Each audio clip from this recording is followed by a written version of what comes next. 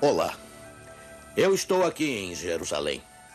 Atrás de mim está o Knesset, o edifício do moderno governo de Israel. Que contraste com o dia em que o governo deu a ordem que chocou o mundo. Na manhã de 5 de junho de 1967, quando onda atrás de onda de caças israelenses partiram do mar Mediterrâneo, voando muito baixo para fugir da detecção dos radares. E ao anoitecer, o ataque surpresa deixou centenas de aviões de guerra egípcios totalmente arruinados. Está escrito. Com George Vandeman. Apresentando o Cristo vivo como resposta às suas necessidades mais profundas. Hoje, Jerusalém invadida.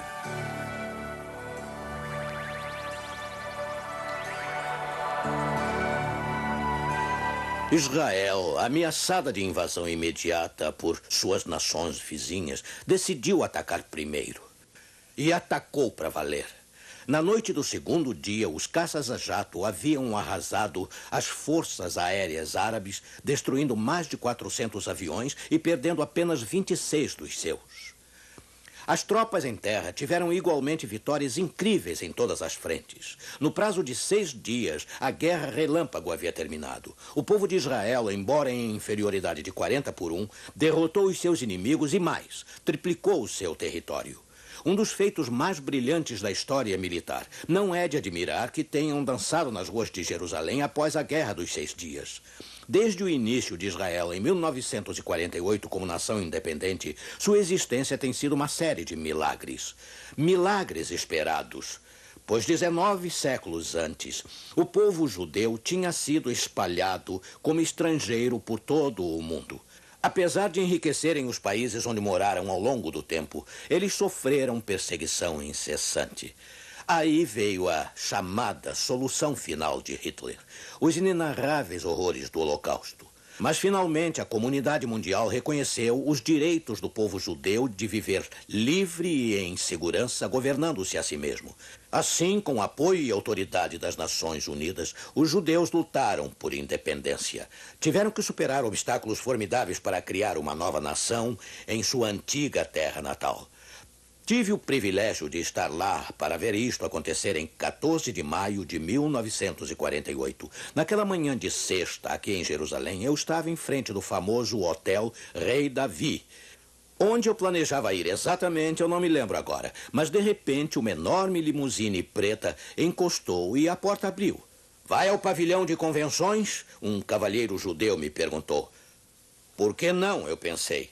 Várias pessoas de aparência importante abriram lugar para mim. Assim eu me sentei ao lado delas.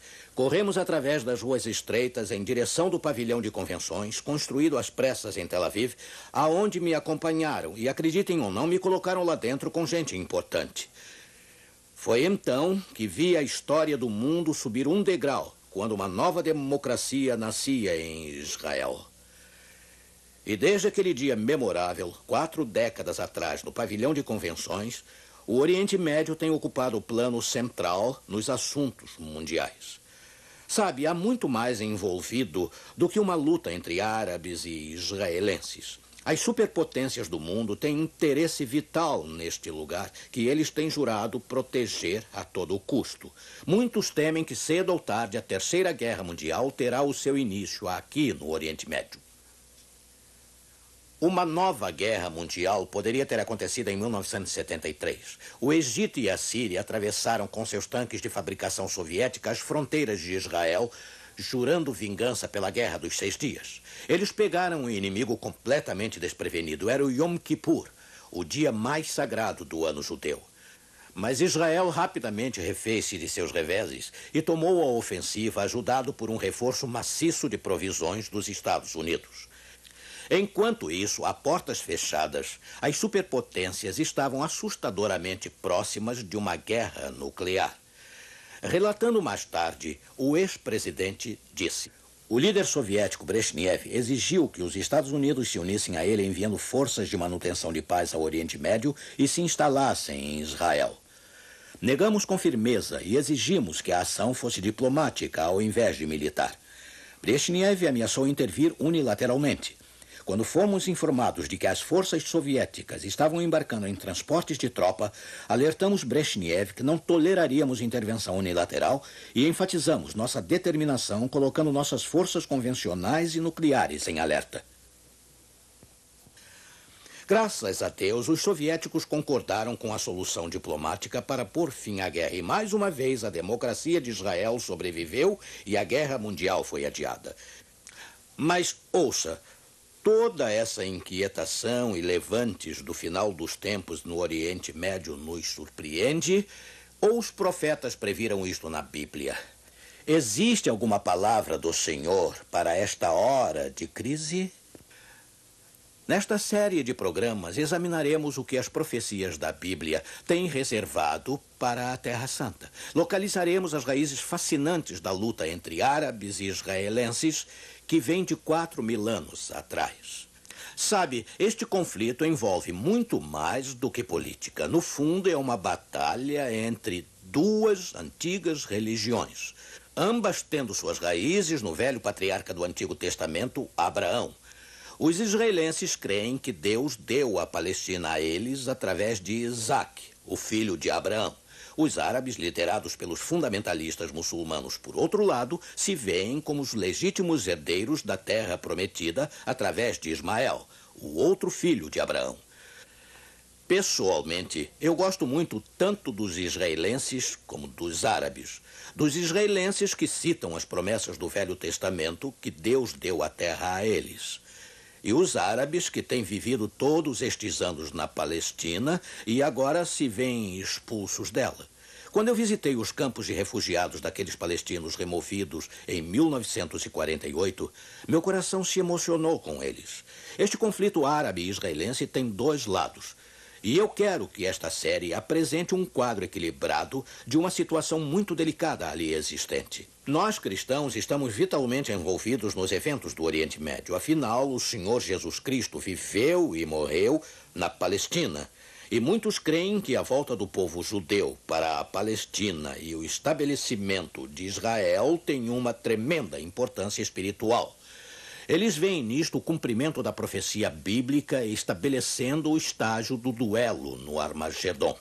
Nos idos dos anos 70, o maior best-seller não ficção da década era um volume religioso de Hal Lindsey, A Agonia do Planeta Terra. Lindsey predisse que no período de uma geração após 1948, cerca de 40 anos, Cristo voltaria secretamente a esta terra e arrebataria secretamente o seu povo para o céu. Os não salvos deixados para trás sofreriam 7 anos de tribulação e o clímax seria a terrível batalha do Armagedon. Quanto desse ensinamento é verdade bíblica e quanto é especulação humana? Vamos examinar de novo por nós mesmos as profecias. Sabe, esta série se centralizará no livro frequentemente esquecido de Daniel, que forma a base do Velho Testamento para o livro de Apocalipse do Novo Testamento. O livro de Daniel registra a luta de vida e morte entre duas cidades, Jerusalém e Babilônia. Uma amostra dos eventos por acontecer em breve em nossa era. O capítulo 1 começa com o ataque da Babilônia contra Jerusalém 6 séculos antes da era de Cristo. É uma história intrigante. Daniel 1, versículos 1 e 2. No ano 3º do reinado de Joaquim, rei de Judá, veio Nabucodonosor, rei de Babilônia, a Jerusalém e a sitiou. E o Senhor entregou nas suas mãos a Joaquim, rei de Judá, e uma parte dos vasos da casa de Deus, e pôs os vasos na casa do tesouro do seu Deus. Palavras realmente chocantes. O Senhor deu seu povo escolhido nas mãos de um poder pagão. Ele até permitiu que os invasores pagãos removessem objetos sagrados do seu santuário e os levassem para o templo pagão na Babilônia. Por quê? Deus não havia prometido defender seu povo e seu templo a todo custo? Sob qualquer circunstância, o que tinha saído errado? E uma pergunta mais básica ainda se nos apresenta algo que você pode estar pensando agora. Em primeiro lugar, por que Deus tem um povo escolhido? Ele tem predileções? Bem, temos que voltar ao tempo do pai Abraão para descobrir por que Deus escolheu Israel. A promessa se encontra em Gênesis 12, versículos 2 e 3. E far-te-ei uma grande nação, e tu serás uma bênção, e em ti serão benditas todas as famílias da terra. Assim Deus escolheu Israel para ser uma bênção para o mundo inteiro, um mundo perdido nas trevas do pecado. Através de sua nação escolhida, Deus quis revelar seu amor a todas as nações pagãs. Ele esperava que eles se arrependessem e se unissem a Israel no banquete da sua salvação.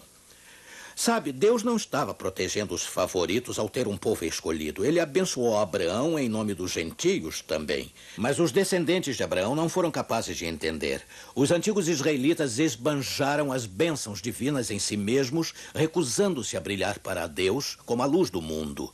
Pior ainda, a nação judaica passou a se considerar a única preferida do céu, incondicionalmente abençoada por Deus.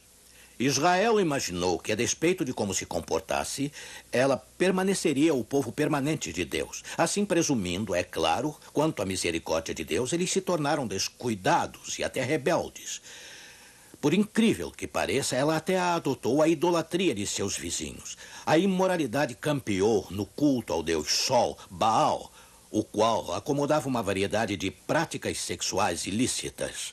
E alguns pais israelitas chegaram a sacrificar seus filhos nos altares dos deuses pagãos. Como vê, Deus não teve opção senão deixar seu povo colher os frutos do seu pecado. Ele permitiu às nações idólatras que os israelitas imitaram que os atacassem. No desespero, é claro, os israelitas clamaram para que Deus os libertasse e, pela misericórdia, ele os salvou repetidas vezes. O livro de Juízes, você se lembra, registra o triste ciclo de apostasia e libertação, seguido de repetidas apostasias. Advertência após advertência chegavam e eram ignoradas.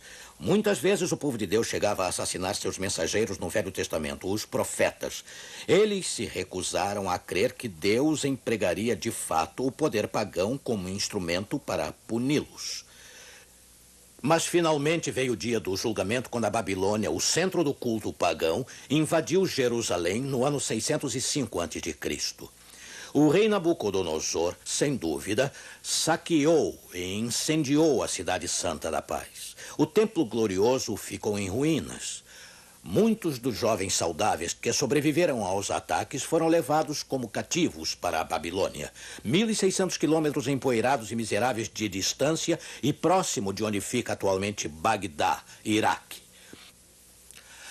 Em todas as épocas de problemas, Deus tem uns poucos fiéis que permanecem leais a ele. Daniel, capítulo 1, registra a emocionante história de como 4 jovens, provavelmente adolescentes, permaneceram fiéis a Deus naquela terra pagã.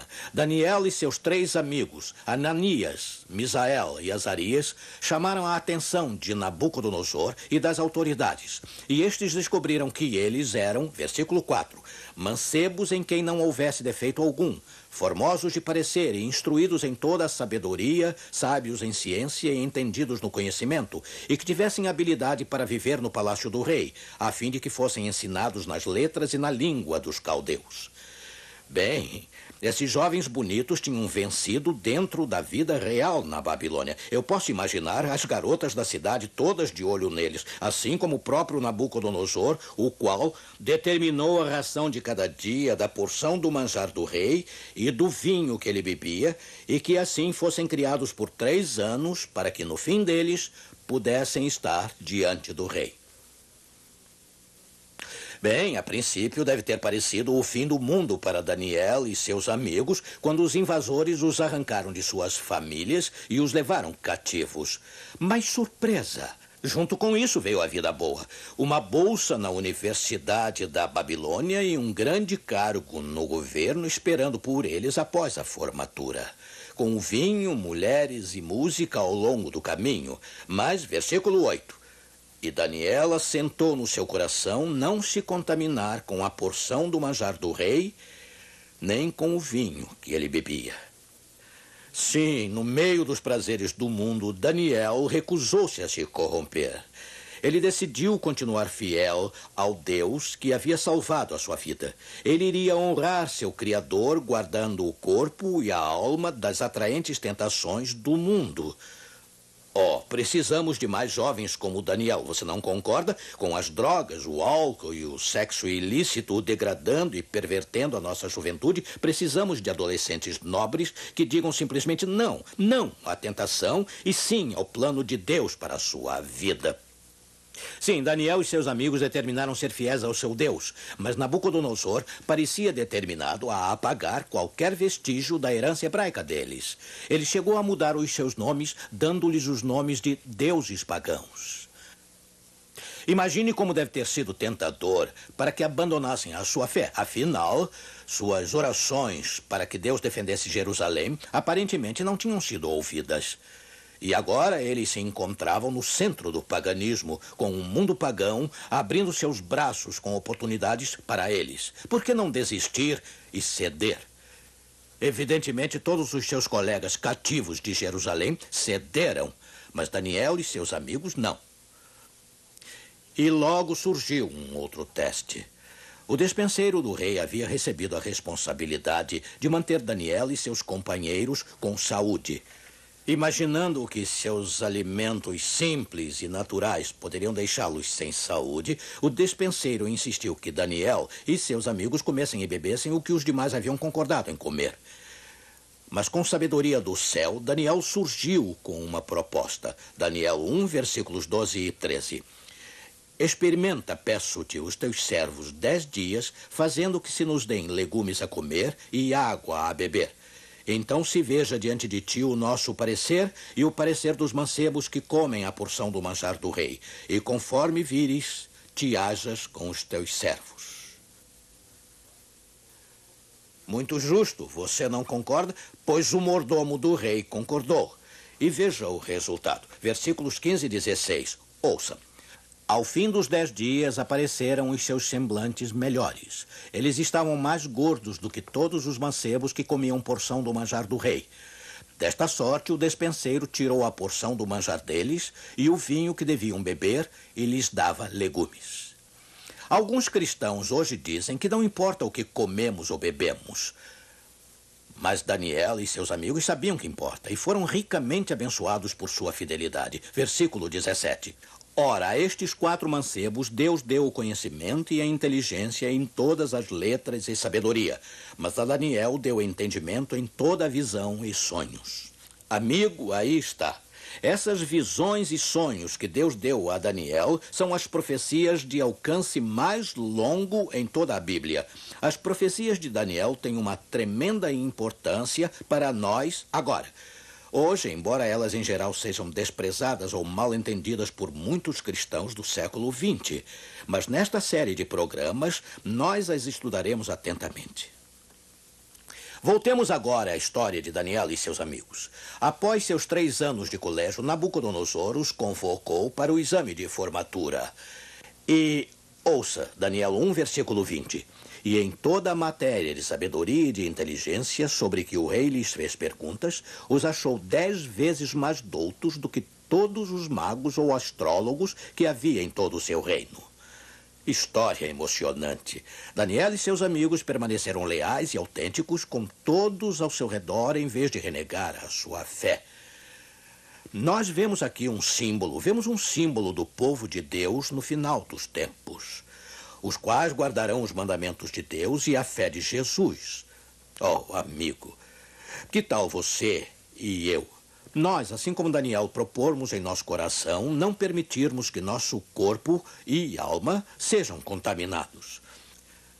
Mas talvez você já se sinta contaminado e impuro. Recentemente, uma jovem, que chamarei de Carla, me procurou com o coração partido depois que o namorado com quem ela vivia a abandonou e saiu da cidade. Ela se sentia terrivelmente só e culpada. Ela duvidava que algum homem decente pudesse querê-la agora. Sua vida estava arruinada para sempre, ela temia. O coração pesado de Carla ansiava por paz, e ela precisava do poder de Deus para colocar sua vida em ordem. Assim eu mostrei a ela a boa notícia do profeta do Evangelho no Velho Testamento. Isaías 53, versículo 6. Lembra-se? Todos nós andamos desgarrados como ovelhas. Cada um se desviava pelo seu caminho. Mas o Senhor fez cair sobre ele, Jesus Cristo, a iniquidade de todos nós. Somos todos culpados, merecedores da morte, mas graças a Deus, Jesus pagou tudo. Na cruz ele pagou o preço total de nosso pecado, de modo que agora podemos comparecer puros diante de Deus. Carla mal podia acreditar que pudesse ser perdoada total e gratuitamente. E tem mais, eu disse a ela. O Senhor não só perdoa, mas nos considera santos. Ele também nos dá força para viver uma vida nova para Ele. Ele tem um plano especial para cada um de nós individualmente. E à medida que continuarmos seguindo-o, Deus nos considera perfeitos em Jesus. Que notícia maravilhosa! Para uma mulher apanhada em adultério, Jesus disse, nem eu te condeno. E com a alegria daquele perdão veio o poder para dizer, vai e não peques mais. Você se lembra? Nós também iremos a Jesus para sermos salvos e viveremos fiel e lealmente em obediência. Eu peço que você abra o seu coração para Deus neste momento. Ouçamos agora Sonete cantando uma de minhas canções favoritas que se chama Mais Semelhante a Jesus. Mais semelhante a Jesus é o que mais eu desejo na vida. Mais semelhante a Jesus é a vontade sincera nascida em meu ser. Mais semelhante a Jesus é o ponto de minha partida para ter nesta vida alegria e poder. Quero ser mais semelhante a Jesus, mais semelhante a Jesus é a mensagem cantada e vivida. Mais semelhante a Jesus é a vontade incontida de sempre louvar. Mais semelhante a Jesus é o alvo de minha corrida para ter nesta vida alegria e poder.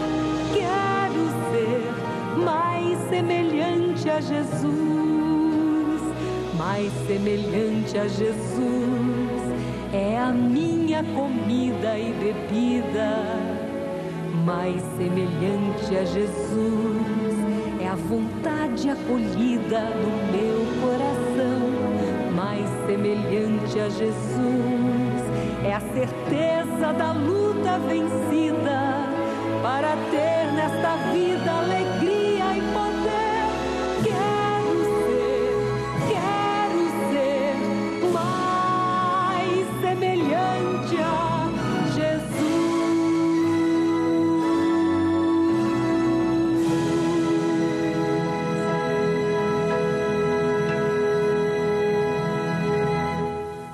Obrigado, Sonete. Vamos orar. Abençoa esta série sobre o livro de Daniel. Que possamos reorganizar as nossas prioridades e estabelecer um relacionamento com Jesus. O tempo é agora. Prepara nossa alma para aquele grande dia. Lava-nos em seu precioso sangue e leva embora os nossos pecados. Em nome do Salvador, nós clamamos. Amém.